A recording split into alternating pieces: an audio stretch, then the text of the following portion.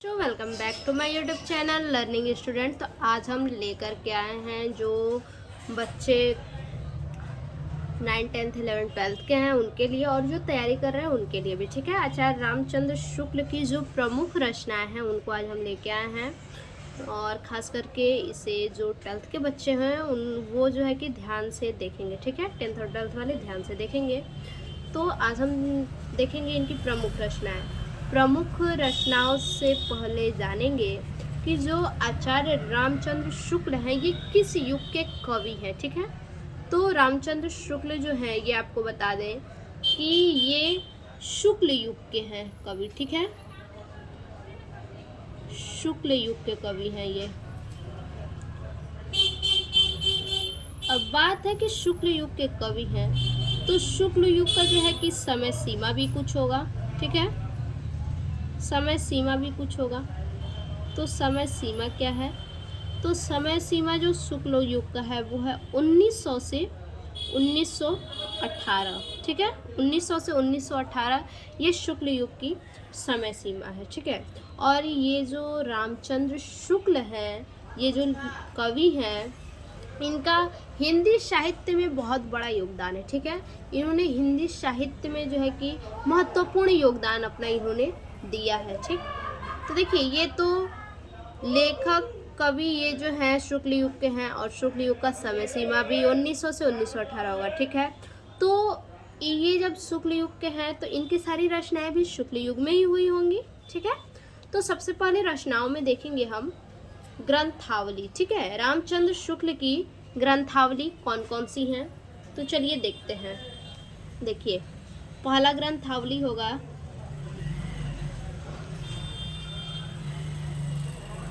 हिंदी साहित्य।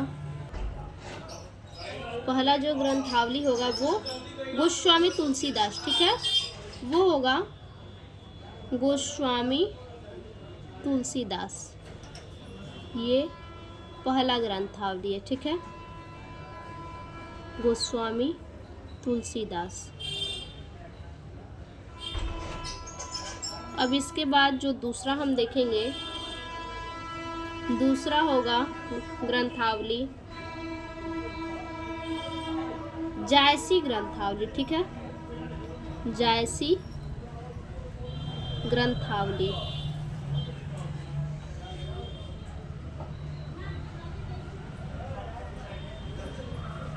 उसके बाद तीसरा जो है, तीसरा होगा भ्रमर गीत, भ्रमर गीत सार। ठीक है, ये सारे मुख्य इम्पोर्टेंट हमने आपको बताया, तो इसको आप याद ज़रूर कीजिएगा। और हाँ, सबसे इम्पोर्टेंट बात कि आप कॉपी और पेन साथ में लेके बैठिएगा। ठीक है, चौथा है मलिक मोहम्मद जायसी। ठीक है, मलिक मोहम्मद जायसी।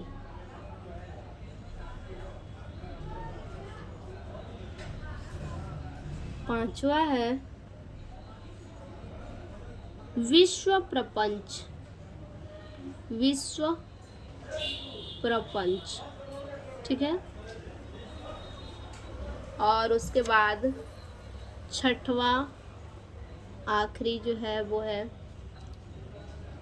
साहित्य,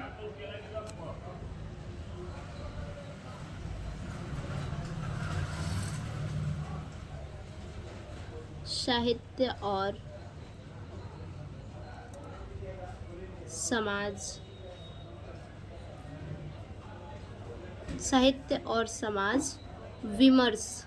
ठीक है, साहित्य और समाज विमर्श। ठीक है, तो ये 6 जो है कि मोस्ट इम्पॉर्टेंट आपके ग्रंथावली हैं जो रामचंद्र शुक्ल के द्वारा लिखे गए हैं। ठीक है, अब इसके बाद अगला हम देखेंगे रामचंद्र शुक्ल की जो कहानी है। ठीक है, कहानी उन्होंने कौन कौन सी लिखी है, तो देखिए कहानी जो है वो है, इन्होंने एक ही कहानी लिखी है जो कि बहुत ज़्यादा इम्पोर्टेंट है, वो है 11 वर्ष 11 वर्ष का समय, ठीक है, 11 वर्ष का समय।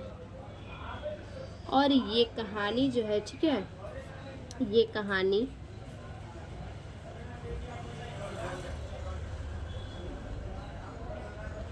हिंदी की प्रारंभिक, ये कहानी हिंदी की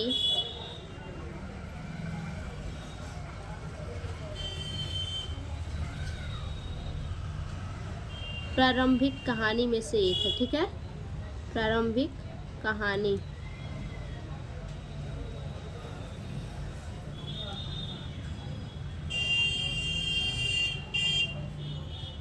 ये जो कहानी है वो हिंदी की जो प्रारंभिक कहानी है उनमें से एक मानी जाती है, ठीक है। मोस्ट इम्पोर्टेंट ये कहानी है 11 वर्ष का समय, ठीक।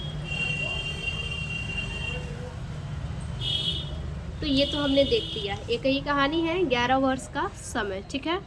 अब इसके बाद अगला जो है वो है रामचंद्र शुक्ल जी के संपादन, ठीक है। इनके द्वारा कौन कौन से संपादन है, चलिए देखते हैं। संपादन, तो पहला संपादन इसमें जो होगा, पहला वो है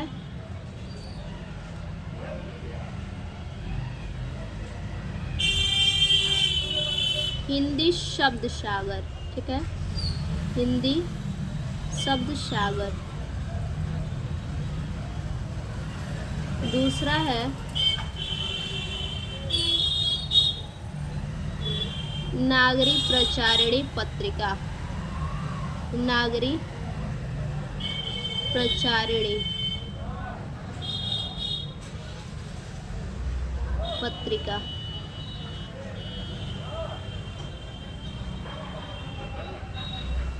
ठीक, उसके बाद तीसरा है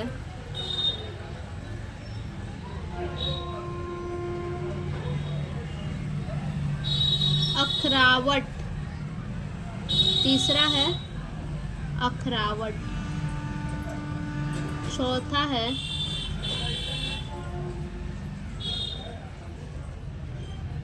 पद्मावत,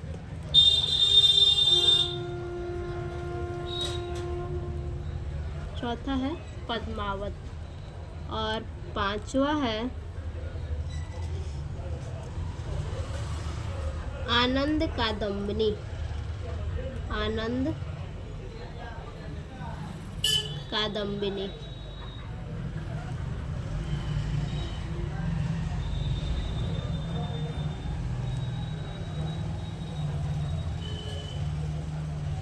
छठा है हिंदी शब्द सागर, हिंदी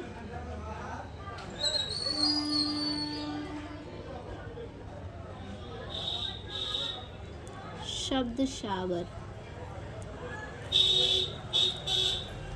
उसके बाद सातवां है, सातवां और आखिरी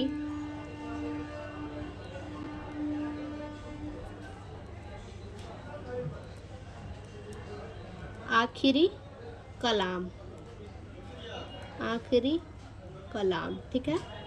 तो ये जो है 7 इम्पोर्टेंट आपके संपादन है, ठीक है। इन्होंने 7 संपादन किए हैं, यही 7 जो है कि इम्पोर्टेंट है। हिंदी शब्द सागर, नागरी प्रचारिणी पत्रिका, अखरावट, पद्मावत, आनंद कादम्बिनी, हिंदी शब्द सागर, आखिरी कलाम, ठीक है। अब इसके बाद हम देखेंगे आगे आलोचन कौन कौन से, ठीक है। तो आलोचन में पहला आलोचन है सूरदास, ठीक है, पहला आलोचन है सूरदास। दूसरा है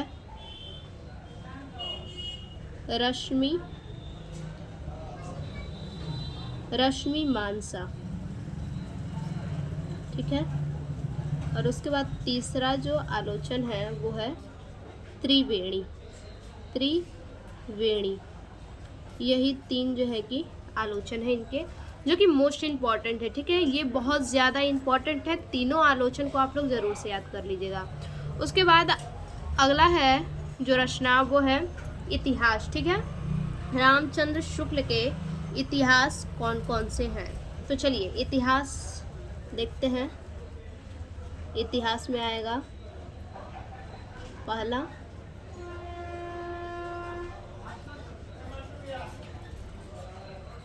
हिंदी साहित्य, हिंदी साहित्य का इतिहास, ठीक है। इतिहास में होगा पहला हिंदी साहित्य का इतिहास, ठीक। अब उसके बाद अगला हेडिंग जो है, अगला और लास्ट हेडिंग है वो है निबंध। अब देखिए निबंध कौन कौन से हैं। तो निबंध में आएगा पहला जो होगा निबंध वो है चिंतामणि, ठीक है। चिंतामणि भाग, चिंतामणि 2 है, ठीक है। चिंतामणि भाग 1 है तथा 2 है, ठीक, तथा 2 है। उसके बाद दूसरा जो है निबंध वो है विचार प्रवाह, ठीक है। दूसरा जो निबंध है वो है विचार प्रवाह।